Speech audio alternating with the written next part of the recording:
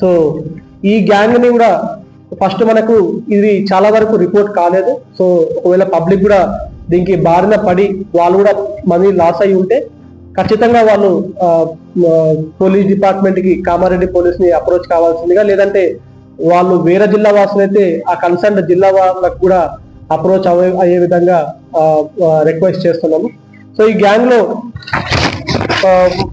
లో కొంతమంది సభ్యుల మీద ప్రీవియస్ కూడా కేసెస్ ఉన్నాయి, మర్డర్ కేసెస్ కూడా ఉన్నాయి వాళ్ళ పైన.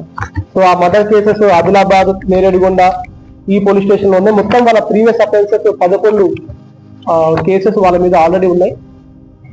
అండ్ వాళ్ళు చాలా తెలివిగా, చాలా ఈజీగా డబ్బులు సంపాదించుకోవడానికి సుమారుగా ఇప్పటి వరకు వాళ్ళు 7 నుంచి 8 లక్షల దాకా ఈ పబ్లిక్ నుంచి వేరియస్ అమౌంట్స్ తో తీసుకున్నట్టు మనకు తెలుస్తా ఉంది. సో మనకైతే ఇప్పటి వరకు వాళ్ళ దగ్గర నుంచి కేవలం 96,000 మాత్రమే రికవరీ అయింది. బట్ మిగతాది కూడా మనం పోలీస్ కస్టడీ తీసుకుంటాం. అండ్ ఈ పబ్లిక్ ప్రెస్ మీట్ ద్వారా కూడా వాళ్ళకి పబ్లిక్ రిక్వెస్ట్ చేస్తున్నాం. వాళ్ళు చెప్పడం అయితే సుమారు 40 నుంచి 50 కేసెస్ చెప్తా ఉన్నారు. వాళ్ళని పోలీస్ కస్టడీ తీసుకొని ఫర్దర్ డీటెయిల్స్ వెరిఫై చేస్తాం. ఈ గ్యాంగ్ ని పట్టుకోవడంలో కూడా చాలా కీలకమైన పాత్ర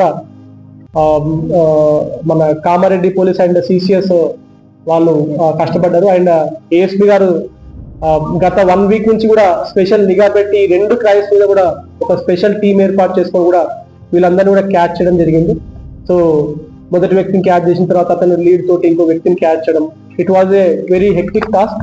సో ఐ అప్రిషియేట్ ఏఎస్పీ గారు and also CCS team and other law and order Kamareddy police కూడా వాళ్ళు అప్రహెండ్ చేయడంలో కూడా చాలా చాకచక్యంగా వీళ్ళందరూ కూడా వేరే ఊరికి పారిపోదామనే ఆలోచనలో ఉండి ట్రైన్ ఎక్కుదామనే టైంలో మన వాళ్ళు దీన్ని పట్టుకోవడం జరిగింది.